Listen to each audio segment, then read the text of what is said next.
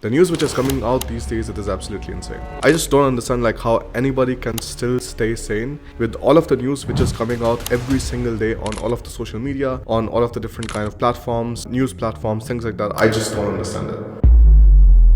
So to give you guys a quick reality check, like what exactly is happening in Germany with the job market, I wanted to make this document and I wanted to share this with you. The link for this document you will find in the description also. So going through it in detail afterwards, you can do that. So the most important thing I wanted to share is like what kind of industries are actually suffering and what kind of industries are still hiring, because that's a huge difference. Most of the news or most of the information that I'm seeing right now for people who are making these kind of videos, it is like mostly negative. It is mostly about job cuts and the biggest job cuts which are happening in Volkswagen and Bosch, and these are like very significant. These are actually not less, but at the same time similar kind of fields are also assuming many of these positions which are actually getting laid off here. So what exactly is happening right now? Like where are the job losses happening? So the job losses are happening in Bosch. 22,000 jobs will be removed, and these are mostly in the mobility division. And then if you take a look at further the Volkswagen one, you also heard about this where they want to like cut out jobs, like 50,000 jobs by the year 2030. So they are going to be cutting like these 3-4 years, multiple thousand of jobs. Now, the thing is like, is this meaning that like people are not finding jobs at all? Well, actually not. So like I just found a post on Reddit, and it was 2 hours ago while I was just like researching about this video, and it was from some person, I don't know, again, anonymous user. I have managed to land a job despite A1 German, here's how. And of course, like whenever these kind of like titles come in, you have contrary opinions coming up in the comments, because like, okay, like you find a job with like A1 German without any kind of issues, but that was not my reality. So those kind of like discussions always happen. Let's take a look at the profile here real quick. Full stack developer with specialization in AI, have participated in congresses, international competitions, English is C1. So that's very interesting that this person talks about English and not German at all. So probably that's also a factor. Which country they come from would be interesting. Came as C2, but I don't think that's very accurate. My strategy was as follows. I think this is always interesting to read, like what other people are doing. But like I always tell you guys, it is important to like see these kind of like great news, but also try to do the basic minimum that you're supposed to do when you're applying for the jobs in general. If you're going to apply for jobs in US, learn English. If you're going to apply for jobs in France, learn French. If you're going to apply for jobs in Germany, you have to learn German. There's no other way. Austria, Switzerland, same story. So think about the national languages also, like what exactly are you going to be needing. So the first strategy he mentioned was like send emails in German. You must clarify that your German level is weak, but you're invested into improving and integrating further in the culture. Germans really appreciate that a lot. If anyone replies back with interest, always communicate in German. Doesn't matter if you have to use a translator.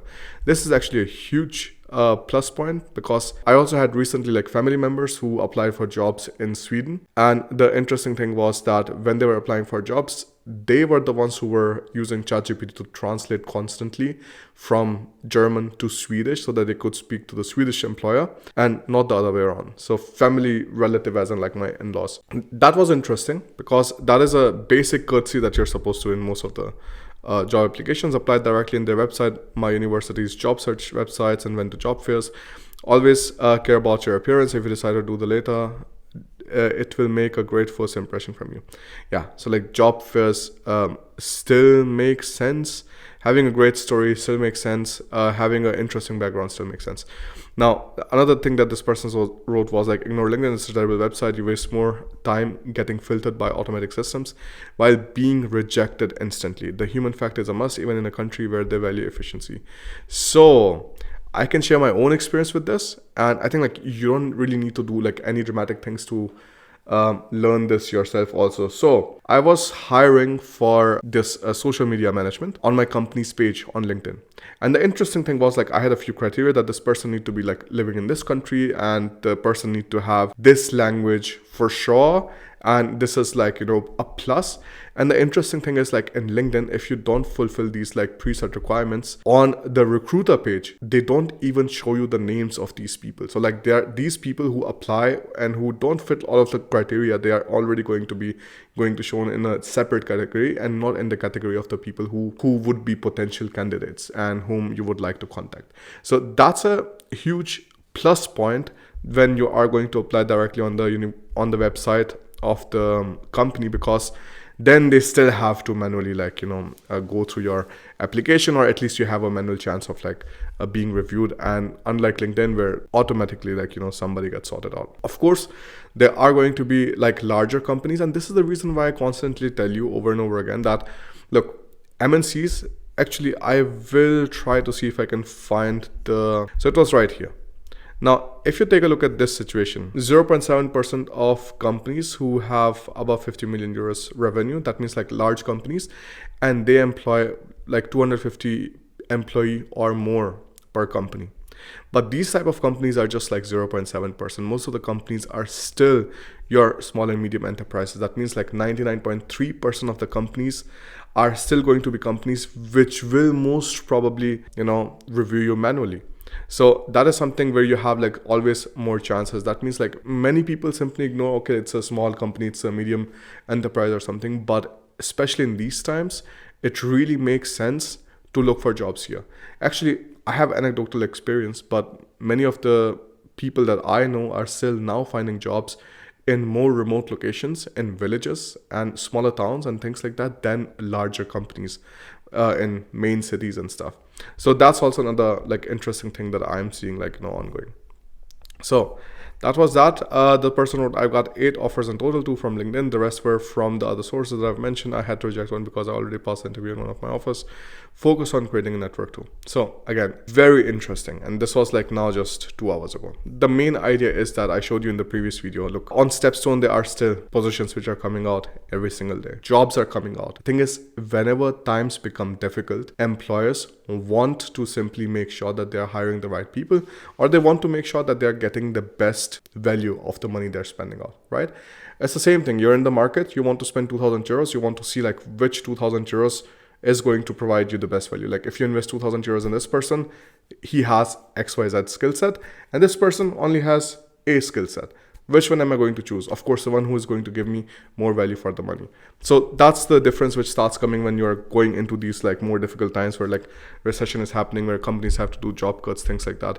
That never ever means, very important to remember, that never ever means that the company is not looking for good people. Everybody, every company, every business owner, everybody simply is looking for a better person to work together with. So if you're the better person who comes along and you are essentially saying that, hey, these are the things that you can do extra and you can do it better, you can do it cheaper, whatever, whatever your value proposition is, that is a place where employers generally get more interested. So who is hiring exactly right now? So we talked about the sectors which are decaying. So you have a lot of unfortunately, the manufacturing and the mechanical hardware stuff which is going away. The bureaucratic layer of these companies is also going away. Assembly line is going away, a lot of them. But where are jobs or vacancies still getting published? So you have the green energy boom. So just an insider thing, or I don't know, just an observation from this. Every sector which is in direct relation to the government, or every sector which is getting funding directly from the government, these are the sectors which are generally more or less safe. In the previous video, I also showed you about the IFO, the employment barometer, which was showing the hiring intent of different kind of sectors. And you saw that over the last 3-4 months, the construction industry, that is not decaying. It still has some kind of positive employment intent. So companies are still hiring because most of the funding is still coming from the governments directly, especially for bigger infrastructure projects. Governments generally do not go bankrupt. So if governments generally do not go bankrupt, that means these companies generally keep on hiring people and getting work done. So you have some kind of nice safe haven there. The same with the green energy boom. So again, is getting heavily subsidized by the European Union in general. So you have companies like RWE, Nordex, Siemens Energy, and Encavis who are still looking for wind solar technicians, grid expansion engineers, and power purchase agreement managers. In general, people who are into electrical engineering background and the people who are also into electronics a little bit, both of them are going to benefit from this sector. Mechanical also has a huge role here. So again, you're going away from like these companies, but you can find roles in the other companies. This is the Germany's Energiewende, so the energy transition which is happening in Germany. That is, they want to move away from more and more like traditional energy sources, and they want to go towards rather renewable energy sources. The second one, which is very unfortunate, and I find it truly shit, is the defense and security part. Because the thing is, I hope you remember about this entire like NATO budget thing, that you have to have 2% of the GDP, and it is going to slowly increase and increase. Like that's essentially how war economies work. If you take a look at US, I find it insane that like US is essentially the biggest bully in the entire world, because they just simply go to different kind of countries. They need to keep their war machine going. They go to different kind of countries and they start the wars, and then afterwards they make a lot of money out of it. And the people who are in these countries, they simply suffer. I really hope Germany doesn't go into the same trajectory. I mean, the history hasn't been that nice, but I really hope that they don't return to the same stuff. But unfortunately right now, the sectors which are still hiring and still like making a lot of money right now are Rheinmetall, Hensoldt, and TKMS, the ThyssenKrupp Marine Systems. So I don't think that is going to die down anytime soon, at least like as long as the war is going, and also in the future when they try to match the NATO budgets, the money is going to go to these companies, is going to go to these defense companies. There is no other way. Another sector is the healthcare and life sciences. So here, like, we are not just talking about like doctors or nurses. We are also talking about like digital health specialists. So AI diagnostics, telemedicine infrastructure, things like that. And they say that there's a deficit of nearly 200,000 health workers in care and medical technology. Again, so a lot of like nurses, doctors anyways. So that is one place where you are not going to struggle if you're coming to Germany. Like there is like ample opportunities, nothing that you have to worry about. So that's just an important area for you to like remember, because the national mandates you have to see, the general politics of a country you have to see to understand how things are going. Look, Germany is still like one of the cheapest Western countries that you can come to and get a passport like super quickly without any kind of huge drama. The thing is, like, for Indians, like, the Indian passport is unfortunately a curse. You cannot travel with that. You are so bound by so many restrictions, so much headache, simply if you want to live your life. If you want to go to a different country over the weekend, life is not nice to you because you have the Indian passport, because you get controlled all the time, you get questioned all the time. And especially when you even go to Asian countries, you see like this passport unfortunately doesn't have that much value. With a German passport, you can at least live your life. And that is a huge thing that I find, that at least like if you're going to one of the countries, see if you can get the residence permit, see if you can get the permanent residency, see if you can get the passport. All of those things make sense in helping you decide where to go. Germany, again, like one of the cheaper countries where you can go to and you can start your entire life. So what exactly are you supposed to do right now when all of this is happening? The first thing is like to position yourself. All of the work that you did previously, I think it's super important to remember that there are going to be similarities in the sectors in which you worked previously and the sectors which are hiring right now. So if you're in a situation where you're finding it difficult to find a job, see how you can try to position your CV in a way that it kind of makes sense for the companies that you're applying to.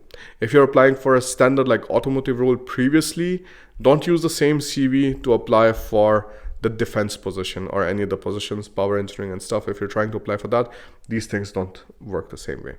Keeping warm, super important. So try to build your LinkedIn network. Try to connect with people in your circle who are going to be relevant to you. Now, again, this is something which is a numbers game. That means you would have to connect to 1,000 people, 5,000 people, and you have to like get in touch with probably like 500 people for you to slowly build some kind of relationship with 10 or 15 people, so that maybe one of them, refers you afterwards. That is the game right now, and there's no way around it. So, but like this is something which like 100% works.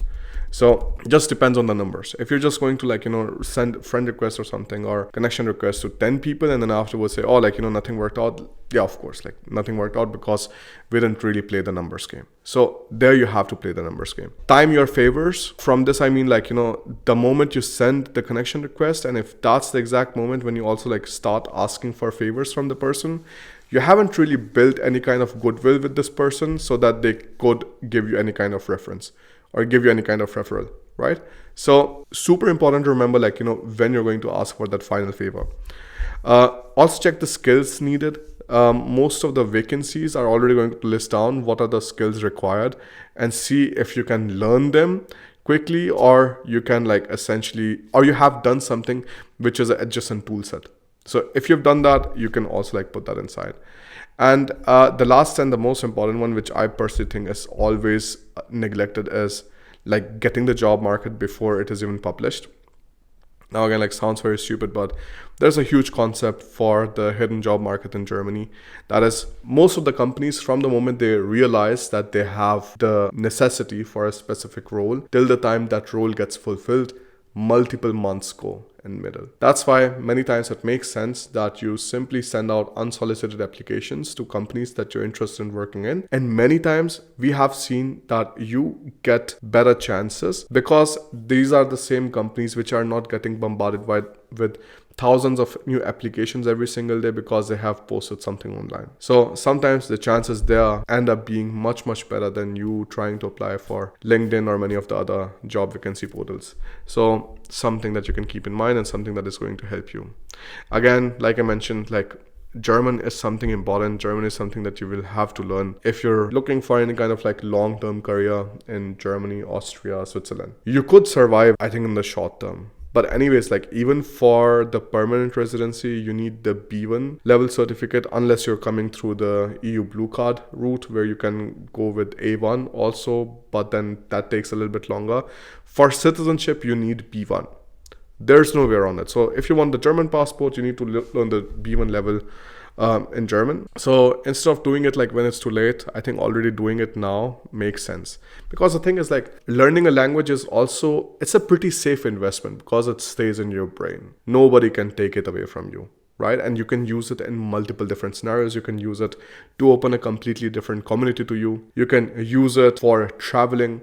You can use it in your own current company, and maybe you can offer this company some kind of added value because you learned the skill. You can say, hey, I could be your contact person for this and this. Hey, how about we try to expand into these and these markets? How about we try to establish some kind of partnerships with XYZ companies? And you could be the key person for that. So all of that makes sense. If you want to learn German, we have our own German courses, the faster German courses, and these are completely self-paced. You have Goethe exam preparation already included inside, vocabulary included, and then you have flashcards, things like that. And all of the testimonials and student experiences, things like that, you can already find on this course page. You also have an option for 100% money back guarantee, so you can choose that plan so that in case you apply for the Goethe exam and you do not pass, you get your money back. If you have any kind of further questions, things like that, let me know in the comment section below or drop me an email at bharat@bharatandgermany.com. And I'll see you in the next video.